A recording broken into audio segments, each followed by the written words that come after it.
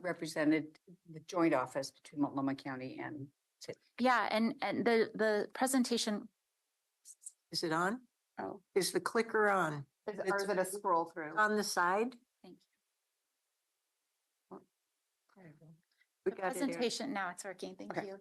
The presentation was built and presented in collaborations with all 3 counties. In fact, there's a slide here that you'll, well, let me. We're just going to step through the slides. So this was an, as you recall, slide. It was actually one that Metro used in one of their original stakeholder meetings to just remind the members of this stakeholder table what the original goals and the commitments were towards the 2 goals of ending chronic homelessness and ensuring no increase in homelessness. And that's where the population A goal and 5,000 supportive housing units comes from, and the population B goal and the focus on serving 10,000 households. Those are region-wide numbers, so these numbers might look new to you because we were mostly talking about Washington County numbers when we present SHS here. But again, this was a regional tri-county effort.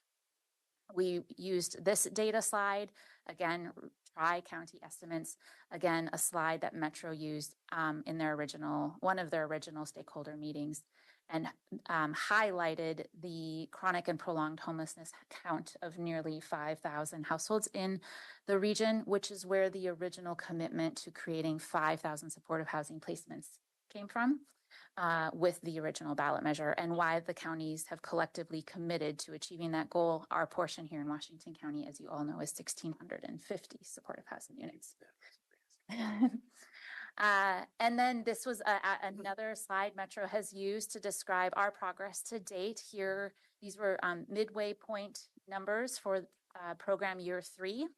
So where the 3 counties are at in achieving their year 3 goals in these various programming areas for homeless services and housing investments. 2 of which are just about halfway. Usually housing placements speed up in the 3rd quarter, 4th quarter, just as our expenditures do. But the other 2 goals, shelters, capacity and eviction prevention, have well been exceeded at that halfway point in year 3. So again, a slide to really represent what good progress is being made in year 3. And I think the presenter of this slide also spoke to larger progress that's been made over the collective 3 years of the SHS programming. And Chair, we hope that this slide spoke to you. We were really hearkening towards, or we're reaching for that message you often share around. We're only at 2.5 years in this program, or just after the 2.5 year mark. So we've only just begun this 10-year program. There's a lot that's been achieved, but a lot more to learn and do and refine in the coming years. This is a familiar slide. Our financial team actually built this and then converted it to the tri-county revenue. So in the past, I believe you've seen this slide just with Washington County forecasted revenue. This here represents the tri-county forecasted. Actually, pardon me, it's the entire Metro forecasted. So it includes the amount of funding that Metro keeps. But the point of this slide showing how many times we've adjusted to the change in the forecast along the way, because these are new tax mechanisms. There's still a lot to learn, and the tax base is surprisingly much larger than originally understood. We wanted to counter that slide. Yes, the tax base is a lot larger than expected, and counter the story of underspending with this slide showing how quickly actually all 3 counties are growing our expenditures, and how expenditures often are a delayed representation of the actual work on the ground. So Q4, as you see, in the first 2 years was the most significant quarter of expenditures. We expect the same in Q4 this year in year 3. The lighter green bar on Q3 represents what we've committed to spend. Expecting, though, here we are going into Q4, that we will surpass those expenditures, spending down our carryover funds even more. So just a note on how quickly expenditures are growing year over year with this new program. Then I took the mic and presented this story, one you're well familiar with, this building a system of care, how we need to have those front door services. We need to have those intervention services of quick fixes to help people stay in housing or quickly get back into housing. And then those longer term services for folks with higher needs who need ongoing rent assistance, behavioral health recovery supports. And we need all three of those types of programming in a system, and integrated, connected elements. The arrows, if you will, could be the connections from hospital rooms into our shelter beds, for example, or the way we use coordinated entry to move people through the system. And so building this system of care requires all three components, because otherwise people get stuck. They get stuck in shelters or they get stuck waiting for housing. We need to be able to help people move through the system into stability. So the point here being the need to have balanced investments in a system of care. This is a slide you're familiar with. We used it as an example. The other two counties did not have this data readily available, but we felt it was important to represent just the drastic shift in capacity already in just 2.5 years of boots on the ground, shelter doors open or shelter beds operating every night of the year, and significant increase of housing capacity. And that capacity change has also happened in the other two counties. It's just represented here as an example. Then my colleagues and I spoke to some emerging trends, if you will, conditions that we've learned in the first 2.5 years. You've heard recent conversations with our team around the importance and growing understanding for the need of transitional and recovery focused housing. Permanent supportive housing is great, but sometimes it's too much responsibility and independence for households who are still getting their feet under them, getting stabilized. And so the need for programs that can be more finely tuned to meet those acute needs without setting folks up with the responsibilities of a lease or independent housing that they're not yet ready to manage. And the importance of continuing these investments with SHS, which can invest in the capital and long-term operating needs for transitional and recovery housing. We talked about the rising cost of living wages. We know so much has changed since COVID, since this measure was referred in February of 2020. And that includes what it costs to retain a workforce and to ensure livable wage jobs such that the people who are running our shelters and providing our services aren't needing the services themselves. The game-changing impacts of ARLA. I won't say much here because you've heard this for the last 2.5 years. This is what's helping us end homelessness every single day. How supportive housing is, we've learned a lot in the last 2 years. It doesn't cost what we've modeled the original supportive housing services measure after. A very simple formula was used, which was right at the time, estimating $10,000 per unit per year to pay for the rent assistance for a household in supportive housing, and about $10,000 per unit per year to pay for the case management services for a household in supportive housing. So you multiply 20,000 times 5,000 units, and you can do some quick math about what it would cost to sustain that goal of supportive housing. Well, it turns out we're actually paying closer to $15,000 for both rent and case management services because of those rising costs and living wages. And this is just the reality of what it takes to fund supportive housing in 2024. We also wanted to highlight that there are commitments. This is a lovely photo of the viewfinder where we built a building with bond dollars and then operate many of those units as supportive housing with ARLA vouchers and case management services funded through supportive housing services. And the importance here is that there are many other buildings still under construction who are awaiting those contracts with SHS to pay for ARLA and case management services to fulfill the supportive housing or permanent supportive housing commitments of the original housing bond. So let's not divert resources that will cause us to not meet those goals that we set for the 2018 bond. Then we moved into the money. This is actually an expenditure forecast created by Metro this year when they updated their 5-year revenue forecast. They also took just high-level data from the counties and expenditure planning to generate this estimate for how the program will grow over time. That's the blue, or pardon me, that is the purple. What the revenue line looks like, that's the red line. The bump in carryover fund, it's the absence of color in the early years between the red and the purple. And then that carryover generated is the blue being expended in the later years, which we're already starting to do here in year 3. So this Metro created expenditure forecast shows how the program levels out in time and has always been expected to level out in time with the early building years of building out the program expenditures. And now we moved into the individual county expenditure forecasts. This is Clackamas County's. Last week you saw Washington County's representation. And I think actually you've seen it previous to that even still, but now all 3 counties have a very similar calculation that is describing their projected expenditures over the length, over the next 5 years. And I really want to compliment staff for working across 3 counties to get a similar schema. Yeah. Yeah. It was good work. And then our carryover investments that, those early first 2 years and how we will spend those one-time funds on capital expenditures or short-term increases in programs like eviction prevention, but importantly, not spend the gray bars, which represent the required stabilization reserves and contingency set-asides for our program.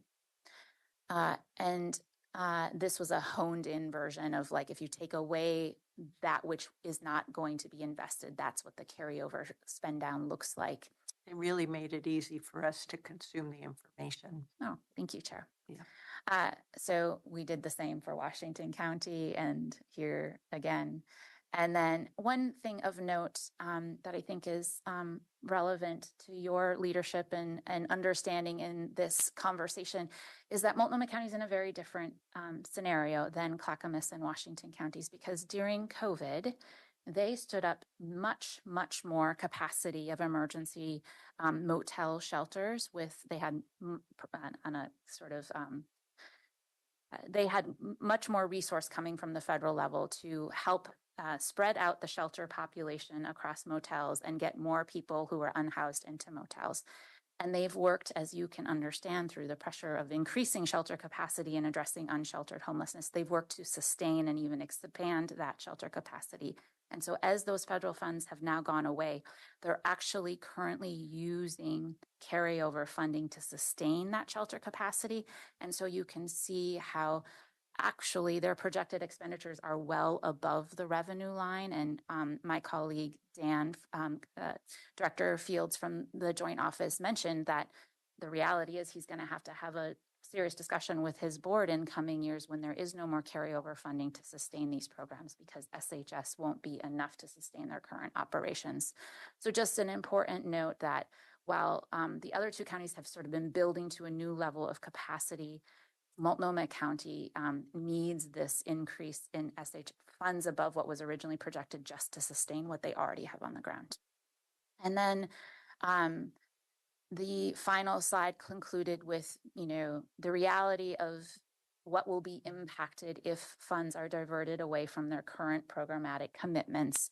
We will have real conversations in our counties about the need to close or reduce shelter capacity, that we won't be able to expand or create new investments in transitional or recovery housing, that we might not be able to meet our goals of supportive housing in future affordable housing bonds that are still coming online. We might need to reduce outreach capacity and even scale back some rent assistance vouchers for households who are currently housed. So just the reality that some programmatic and policy decisions would need to be made if funding was diverted away from these current commitments. So that was the conclusion of our county presentation. And from my venue, as a member of this board here in Washington County, it feels to me like doing so will make homelessness feel more visible and unaddressed compared to the path that we're currently on. And I don't even want to imagine what it might feel like or look like in Multnomah County and or Clackamas County. So what, we wanted to make sure that you had full availability of this information, and just know where we're at, in terms of next steps. If you look further in the packet for the presentation slide deck, Metro did take the committee through these various scenarios of what if they captured funding and they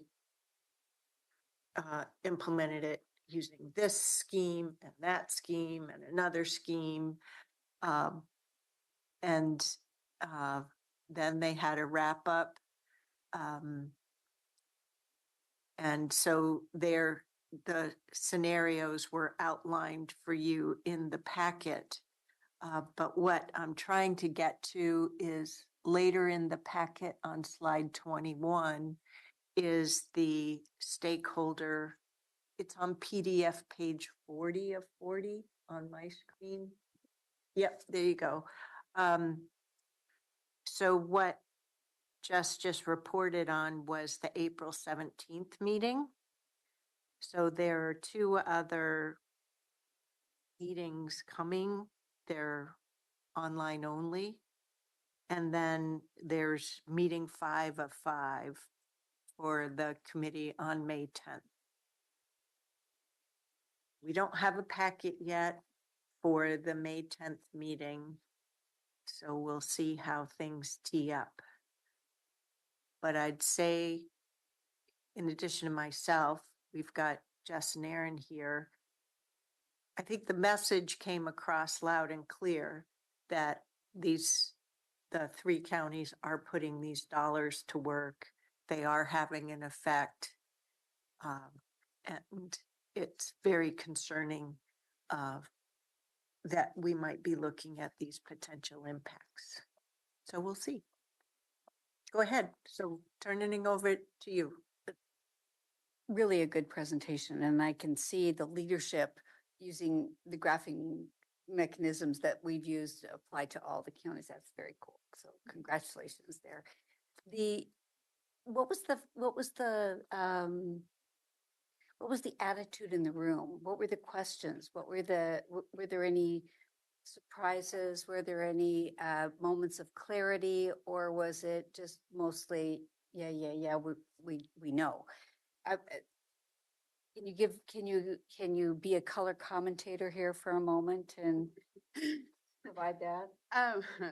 Yeah, I was going back to some of my notes. I think there are a lot of different questions that dug into some of the data. There's a lot of questions particular to Multnomah County's value on shelter beds versus vouchers, moving people through. What's the stopgap? Questions around that. There were also a lot of questions around how long folks stay with our programs, need our supports.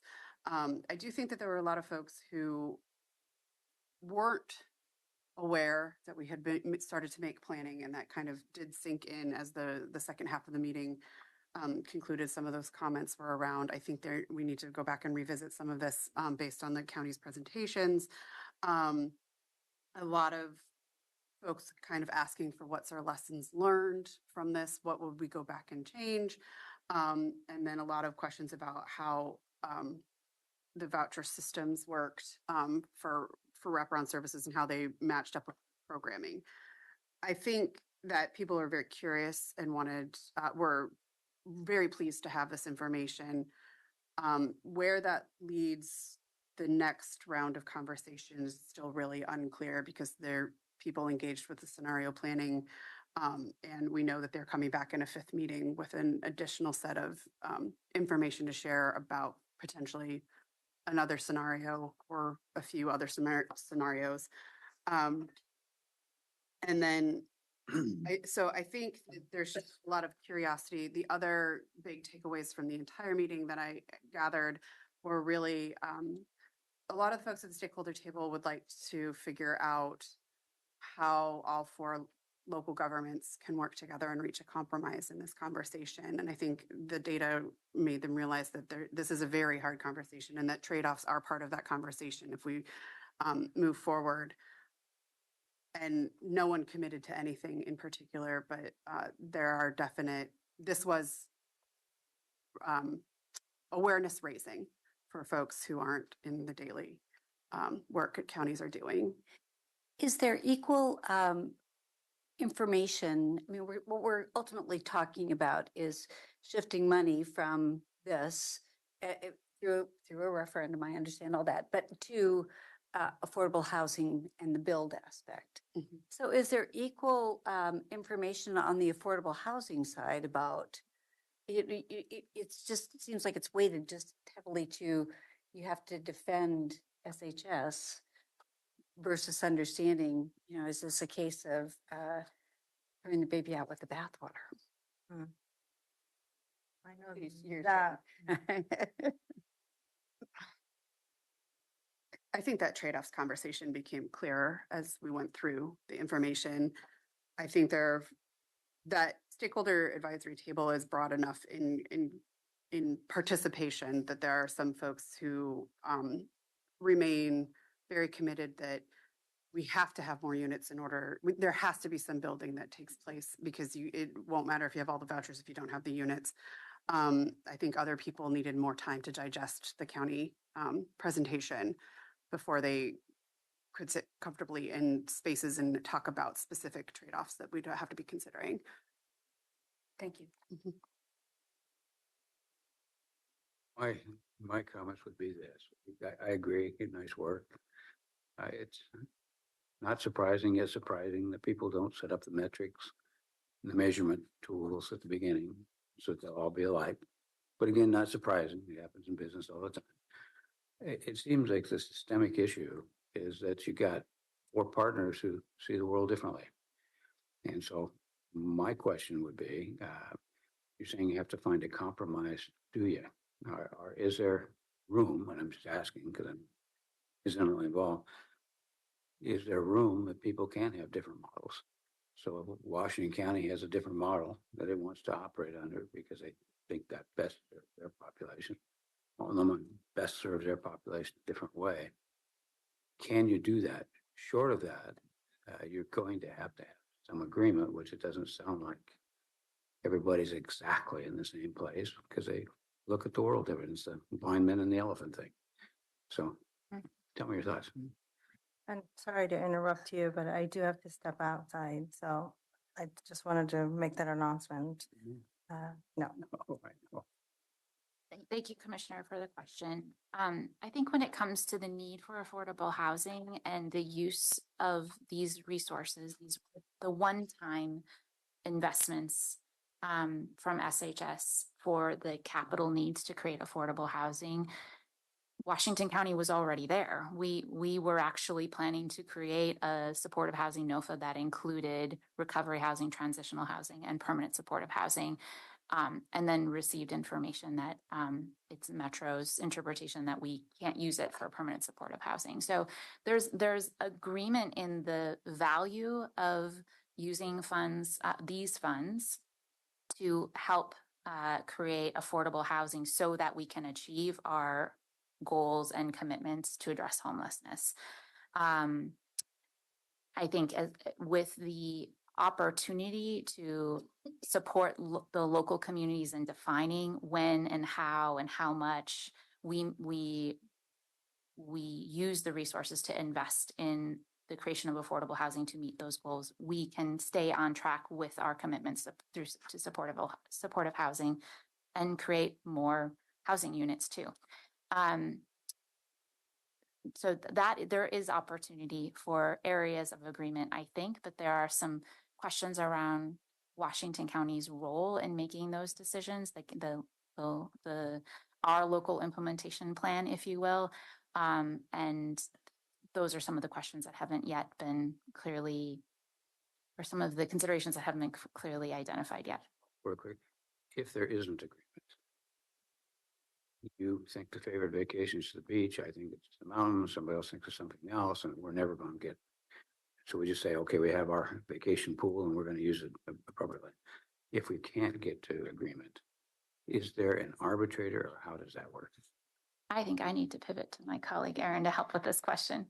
The way that this table has been structured is that this was brought together by Metro's Chief Operations Officer, and they're taking this information that they get from all of these meetings, and it is the Metro COO's prerogative to make a recommendation using whatever pieces of information she feels she gleaned from this process and whether information she has from all the research that Metro is providing her, to make a recommendation back to her council. The council will then provide instruction as to whether or not there is if the recommendation is to go out to seek a ballot measure to make an amendment to the SHS tax measure. The Metro Council then makes that decision as to whether or not they would like to at least proceed with going down the path of referral, and then has until probably July if they want to make a referral in this year for this November ballot measure. So the ultimate arbiter of this decision making, there's many steps, but if it does get referred out, will be the voters of the Metro region.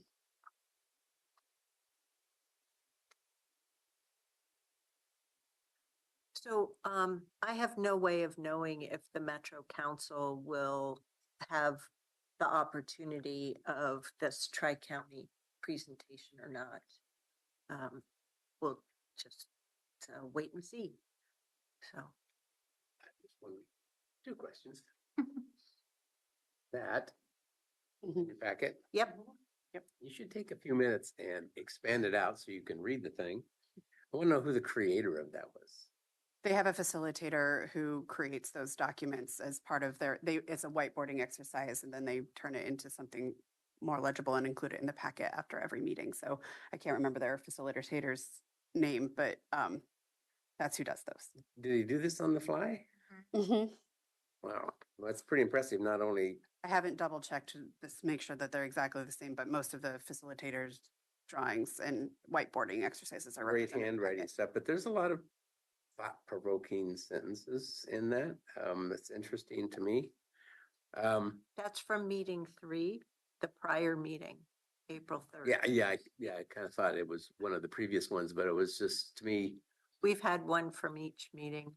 Usually when after the tables do their exercise, then there's a table report out. And she draws this out during that report out. Well, just to kind of follow along on, I think what Roy was asking is, so I read the projected expenditures from Multnomah County, and actually as they move out over the next several years, they reach almost 250 million on their own. And I remember when we were first debating this initiative and saying we had to raise 250 million for the region, and everybody was going, that's just a ton of money. Well, now we are to a place where Multnomah County is saying they needed the whole pot of money. It's kind of mind-boggling to me, but I hope they make the same impact in Multnomah County as we've made in Washington County. So yeah, interesting. Well, your comment goes along with what Chair Vega Peterson and the mayor have been vocalizing the last few weeks since they agreed on a new strategic action plan to address homelessness. And that is that they have 11,000 by name people identified in their Multnomah County homelessness information system, which is way more than they ever expected. Now they have 3 different levels in there, and so they're trying to double check that they have updated status on all 11,000, but at least 4,000 or 5,000 have been verified. Still, if it's only 5,000 or 6,000 people, that's still a lot of people.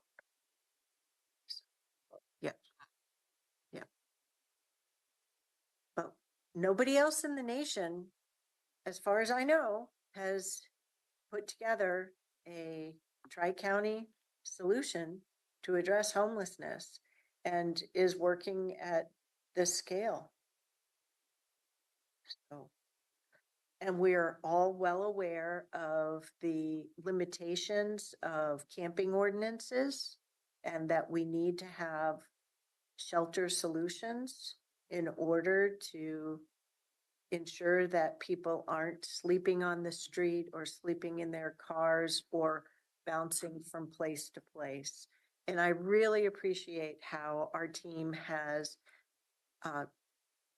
kept us on the journey of what we've been learning. The information about needing more transitional and recovery housing, or taking people who have, not taking, but supporting people who have been chronically homeless. It's not as simple as just finding them an apartment with a voucher.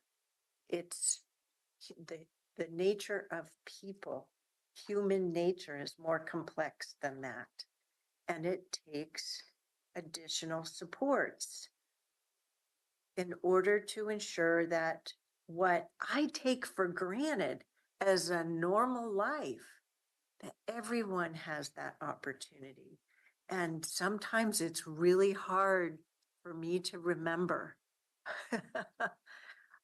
I've just been learning more from our own team about access shelters and what's needed. And so I'm trying to wear that sweater more and learn more and be more accommodating to my fellow human, because they are human. They are a part of our community. Well, and we can only wonder what the Supreme Court's going to decide here in the next future in this conversation. And I think we're in a pretty good position for that, but I don't think Portland is, and I think that's a concern. Yep. Yep. So that's pretty much it. We wanted to make sure that you were on the journey, and that this didn't feel mysterious. As May 10th gets closer, we'll know more. So who knows, maybe depending upon what we know, we may be claiming a little chunk of time at our work session before that or subsequently to that. Just how it goes. Thanks. Good job. Thank you. Thank you very much for walking us through that presentation. Really appreciated. And I know there was one point that had gone over my head at the meeting that was good to go through today. So thank you very much. All righty. Next, we have board and leadership communication and checking in on tonight's formal agenda. Why don't we start there? We have 9 items on our consent agenda. We have 3 different proclamations. Are the reading of those proclamations all set up? They are. Okay. And then we have 1 presentation. And that item, the presentation was added into the packet. Don't know if you've all had a chance to see that. And Can I comment on that item? yeah, So you will see an evolution in the quarterly equity reports. We're really starting to take a One Washington County approach to the equity reports, and that's reflective that we have equity work occurring across the county. It is not just within the equity office. So some reports will be focused specifically on the equity office, and other reports you will see other of our Washington County colleagues reporting. So I just want to share, this may feel a bit different. This is an opportunity for us to lift up some of the good work that would not be coming normally to a work session or a board meeting, both for your board's awareness and also to share with our community. it's great. Great. Then we have 3 different action items, 3 biggies in their own right. The final approval of our capital improvement plan. This is the one that pulls together LUT, finance with the ERP, and critical facilities, which I'm embracing, 65 million. Ah. Thank you for the sound effects. Tough swallow, but swallow, a necessary swallow. The next one is the adoption of our strategic plan update. That's a big accomplishment. And then lastly, we have an updated strategic investment program policy, which we've gone over in prior work sessions. So we'll have public comment on that item tonight before taking action on it. So I have a question. You bet. Going back to the consent agenda, Mhm. item 4 with the ERP finalized contracts, I thought, so all the conversations we've had up to this point in time have just been what we thought it was gonna look like and what it was gonna cost, and then we are actually initiating a contract? Is that what we're doing with this? We are at the contract authorization. So this is that formal authorization based on the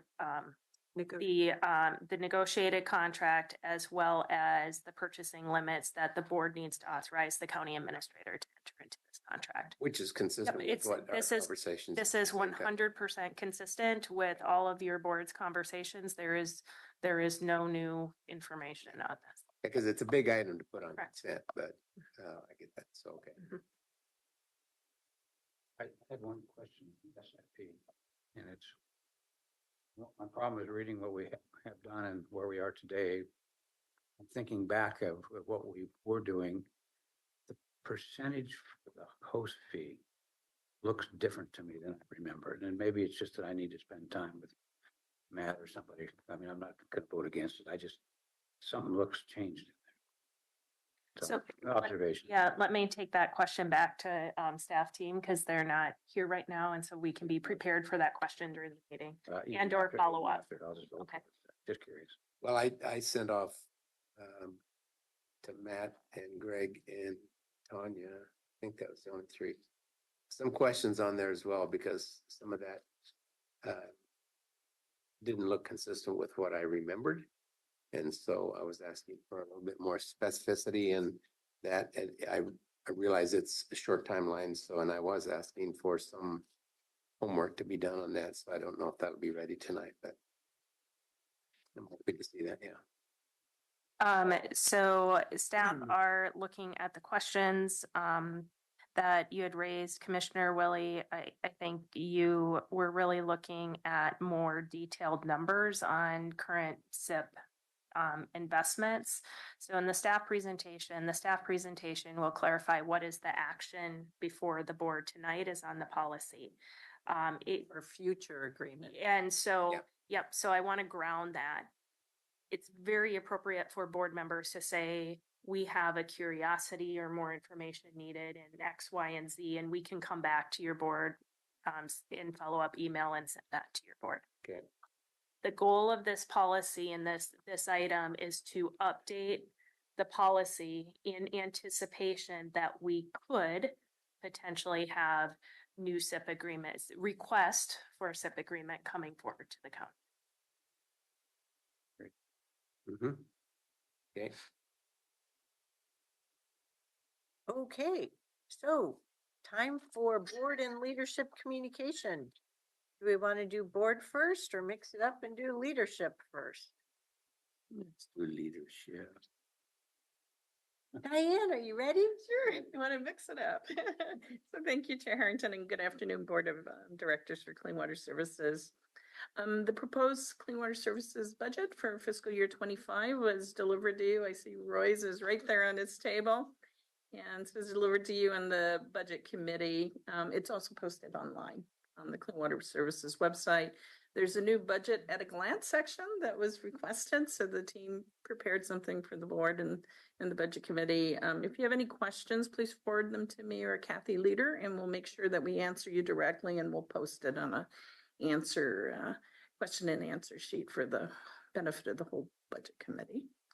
The final property purchase transaction will be closing tomorrow for the Greenbrier building, for our new admin building. So that's exciting. The team is very excited.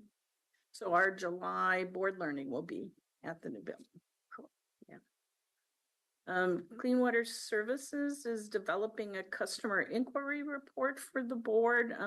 And your assistance to keep you apprised of the questions, the answers to questions posed by our constituents and customers to the board of directors. Right now, many of them get routed through Washington County's portal, and then Mary has been so great, and I really want to give a kudo and a shout out to the Washington County team because they all forwarded to Clean Water Services. So rather than having to go back and forth, we're sort of streamlining the process. It comes to Clean Water Services, and then we'll create a constituent report. So Mary shared what she shares with the board, so our team is creating one for Clean Water Services. Yes. But thank you to Tanya and the The work that Mary does is really terrific. And then the rest of the team in following up as well. You know, if you haven't heard it before, I'll say it again. I was a little skeptical of how the process worked. Myself, coming in as a new member on this commission, and I think very highly of it. It's timely, it's thorough, constituents get the benefit of accurate information as quickly as possible, and we get to learn from it too. Yeah, I think it's So this way Mary doesn't have to chase after us. So she'll be able to note if it comes through Washington County's portal that it was forwarded, it's a Clean Water Services issue, and that they can contact Clean Water Services directly for follow-up. And we'll work with the customer constituent, and then we'll make sure the board's informed. So it's a process we're developing for our new chief of staff. So Elizabeth Edwards, when she arrives on May 20th, it'll all be set up for her. So we're looking forward to that. That's great. Thank you. All righty. Who would like to go next? Brad or Tanya? I can, oh, go ahead. I'll go. So you probably saw in the news that the grants past case was argued before the United States Supreme Court on Monday morning. And obviously we won't know what the decision is until probably June. That's when most of the big ticket decisions come out. I do want to share with you that a reminder that in Oregon, the legislature passed House Bill 3115, which required counties that and any public entity, if they wanted to regulate camping on their properties, that they had to do their own ordinance. That was the time, place, and manner. Time, place, and mechanism. manner ordinance. And so your board adopted one last summer, and it's codified at Washington County Code Chapter 8.56. So that will still apply regardless of what the Supreme Court decision is. It's on a ground level. Oh, really? Yes. Because it's state law, if we want to regulate, then you have to have a time, place, and land ordinance in place. Okay. So just want you to be aware of that. For some reason, I was thinking that even with time, place, and manner, that whatever the Supreme Court decides will have an effect on all of us that did put a time, place, and manner. So, Well, I I'm mean, wrong. yeah, okay. the legislature could obviously revisit it at a future date, and if they do so, then our board can react on whether they want to make revisions as well. So, Because this space is so much fun. She says sarcastically. yes. And I did share with you that on the North Plains UGB expansion referendum litigation that there is not going to be a court decision until after the election. And the judge did not say to sequester the ballots on the vote. So that's where we're at right now. That's all I have. Oh, thanks. It's Angie. So just a reminder, the electronic version of the Washington County budget will be available at the end of the business day on Friday this week. As you come to budget committee meetings next week, you'll receive the hard copy, hear the budget message, fiscal overview, the evolution of our budget equity tool. That's where you'll select the chair and vice chair for the processes. And also there will be a calendar layout to discuss, what are the next steps in the budget process, committee meetings. There is, as you know, there's a 2-week period of review, so staff are eager to have you reviewing and then also hear the questions that you have through the review process. I have to say it's great that I will not be competing with the sunny weekend that Clean Water Services had last week, which may have deterred your budget reading. It looks like it'll be cloudy this coming weekend. Happy reading. Staff are eager to see the outcome of tonight's board meeting with the anticipation of your potential adoption of the strategic plan update. We are working on departmental work plan process to help support the strategic plan. And so that is part of the management systems graphic that's in the strategic plan update and that we've talked about in many prior meetings. 2 key hiring processes. We are in the final phase of reference checking for our Chief Information Officer. This is the Director of ITS, really amazing, talented applicant pool to choose from. So it was a really challenging decision, and I know the staff team is looking forward to that decision and just really want to appreciate the leadership that Luke Ross has provided during this interim phase. We will be reaching out to the board to see if there's a board member too who would like to participate in the Chief Equity Officer interviews. We are working on finalizing the candidates and then setting up the interview panels. As your board may recall, we worked with ACRE to get feedback both on the process as well as include their feedback on what are you curious about? What should we probe in interview questions on this process? And some ACRE members will be part of a community panel that we're setting up. And of course, the OEICE staff and also members of our CLT, our county leadership. And with that, that concludes my update. Great.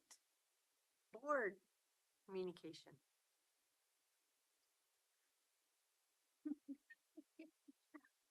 Okay, I'll go first.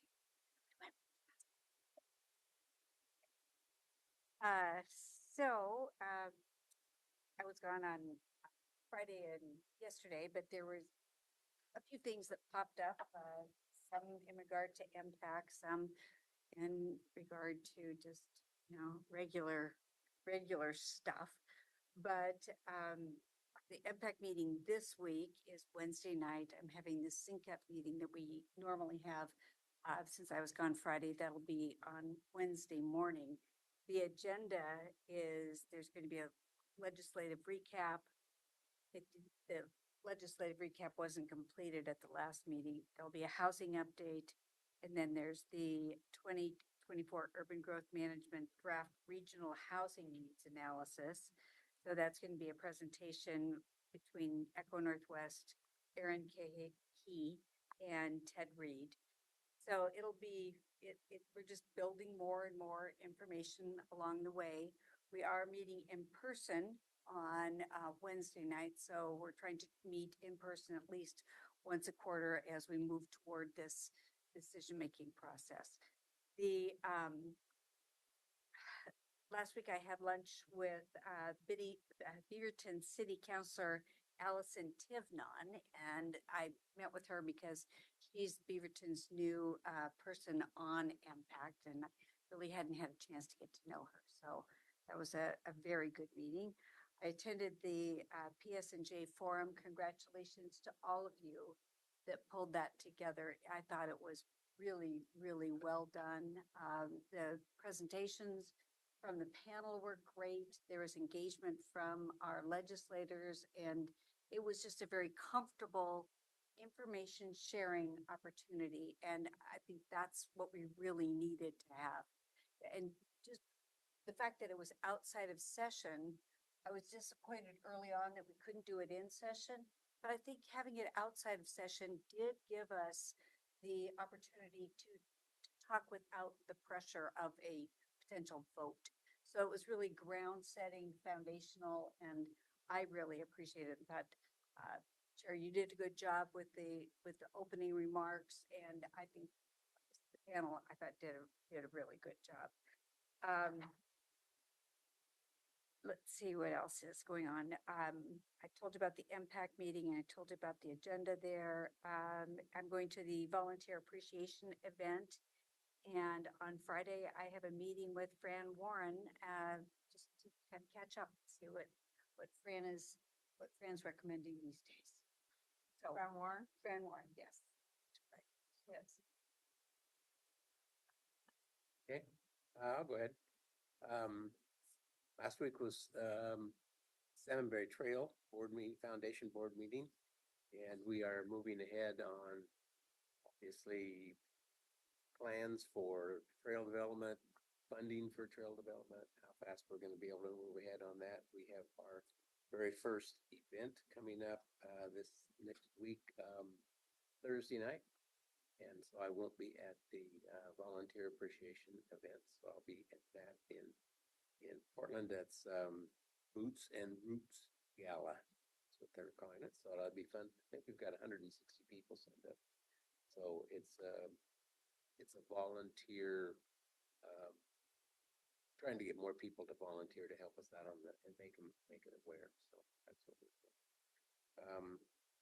Had the GPI board meeting last week.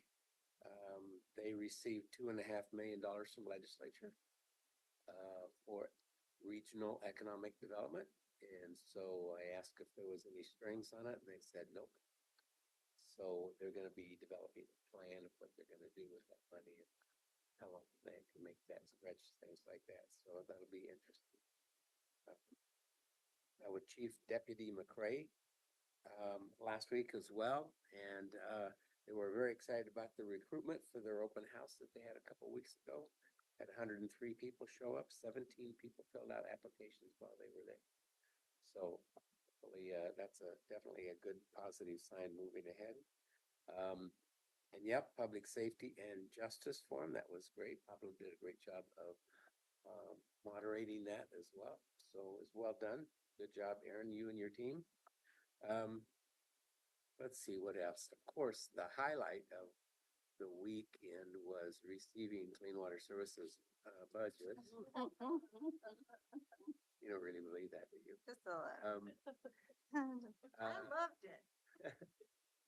Well, I did read the first 39 pages, and so that, to me, that always sets the stage for all the rest of the information that's falling behind that. But yeah, that was good narrative. So thanks for that.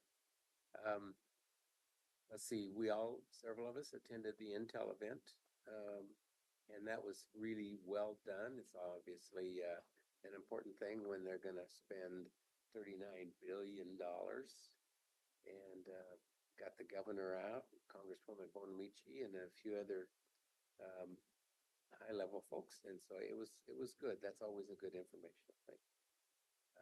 Then I went from there to the Forest Grove and Cornelius joint State of the Cities event with Catherine.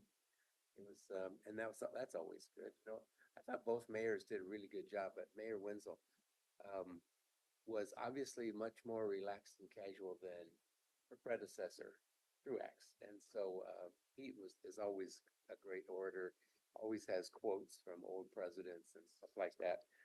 She just rolled it out. I just thought she did a great job. So She really highlighted partnership, and she gave us a lot of shout outs. yes, she had a few, maybe had 6 different slides in her presentation, and 3 of them thanked Washington County on affordable housing, homelessness, land use and transportation, and then her other slides talked about community-specific items that they have going on in Forest Grove, including their visioning work and participation that they had for surveys as part of the vision.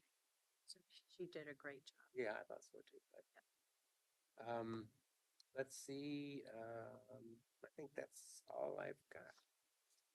So, there. I'll be quick. I'll follow this line. Yes, the public safety event was really great. Well done. It was really great. I appreciated hearing from everyone and especially from Jennifer. I really think she she brought that balanced perspective. It was a well-rounded conversation for me. And so everyone that did it. And the food was spectacular. I love that veggie lasagna. I didn't have the meat, so I don't know, but the food was good. You didn't have it. Okay. I had the lasagna, so thank you for feeding us and thank you for putting that great content and information for the community and for the legislators. I really You're think we're welcome. We had food thanks to my district account. ooh, ooh, ooh. Your Thank you, district. Chair Harrington. You've been hanging out with Otherwise, Senator Solomon. a little Wouldn't bit. have been any food. Thank you. I love the food stuff. Thank you, Chair Harrington.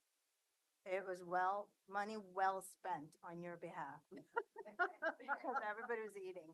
So, Anytime Nafisa can have something. I, I know, very grateful for food. Then the other event, Commissioner Willie, you mentioned the Intel event was really great. It was really good to be among Oregon leaders in the room and to celebrate the success of Intel and what they bring to the community. So I really enjoyed that event as well and hearing all their great. I have a lot of pictures with the students that were there and get to even play with them stuff they built.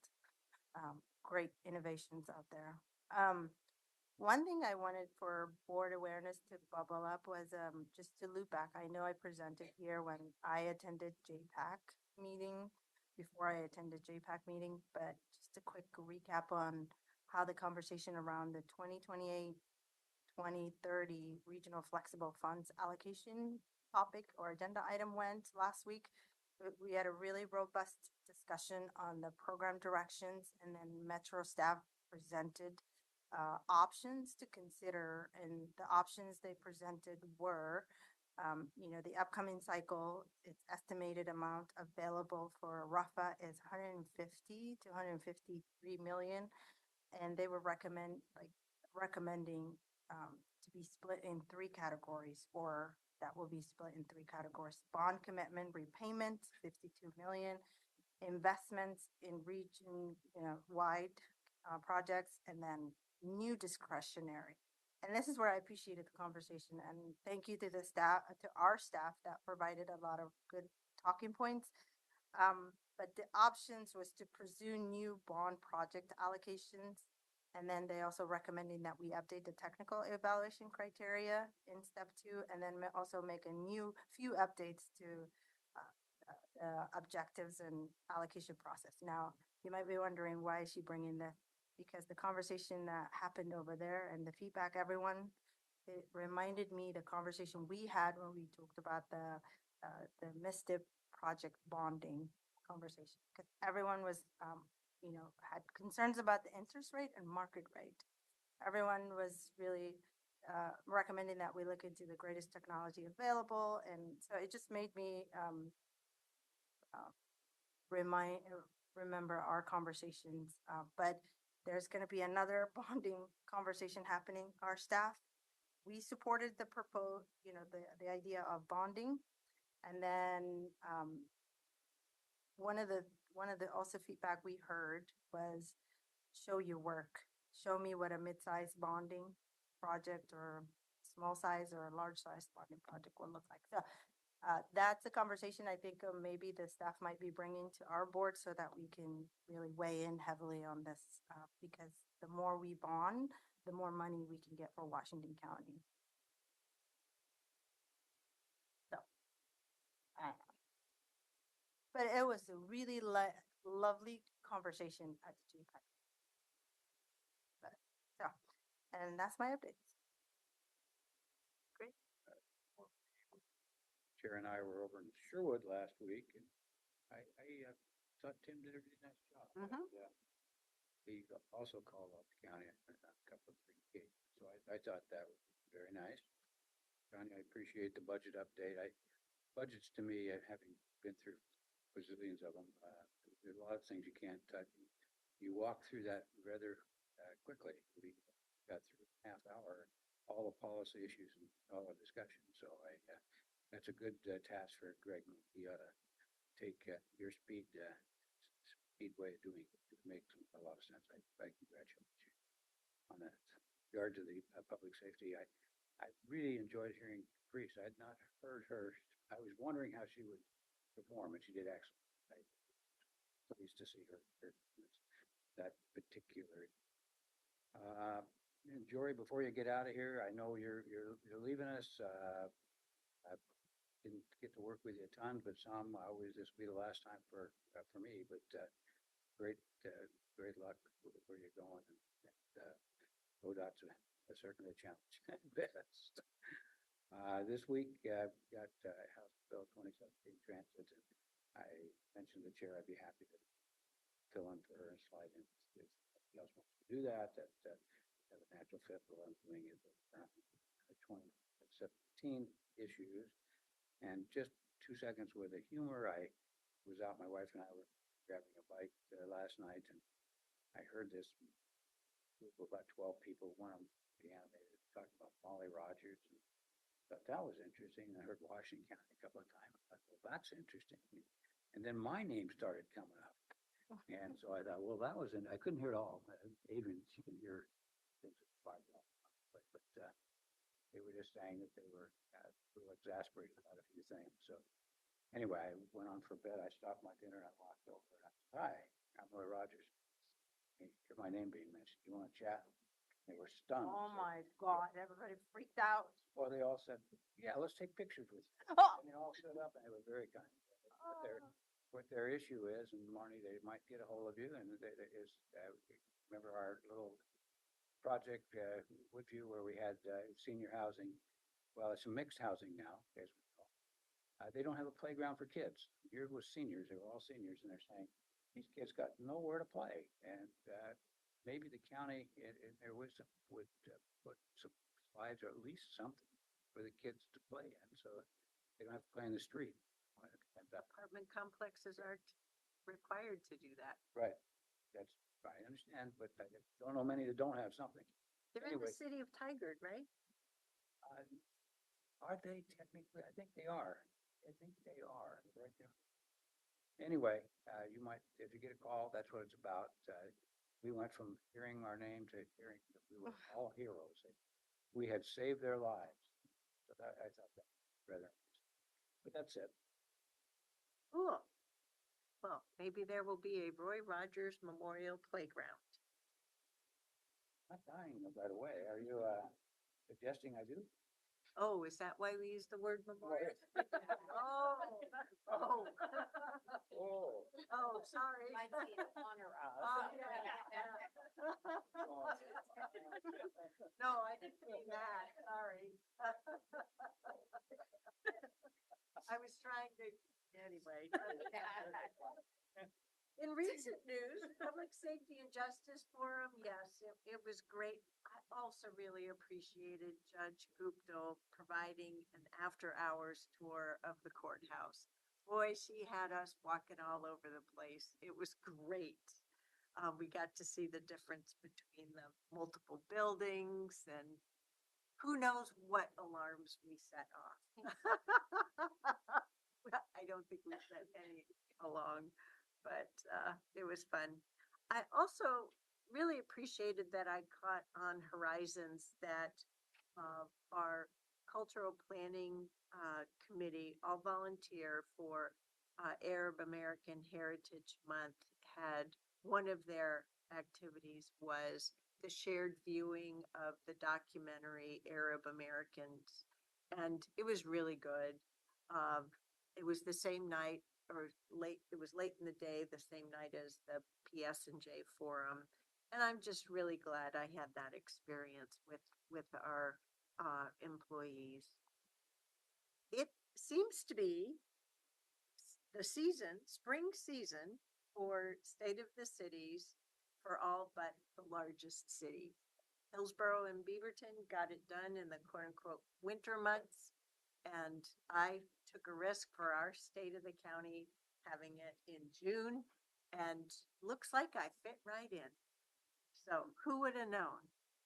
So Tualatin, Tigard are coming up. So yeah, good stuff, good stuff.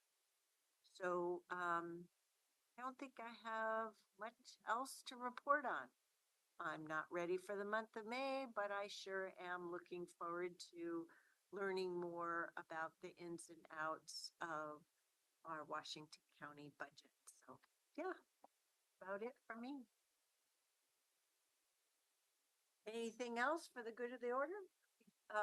She left the room already, but yes, Jory has found a really great position for herself with ODOT working on grants. So who knows, she may be back in touch with some of our transportation planning staff, both on transit as well as other roadway, highway, or other grants. So I really appreciate the experience of working with her. She's helped me get further out in the community and get my town hall series launched. So yeah, it's been a lot of fun.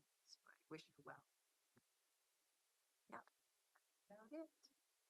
Okay, well, we have our board meeting starting at 6:30. See you then. Thank you. Work session's adjourned.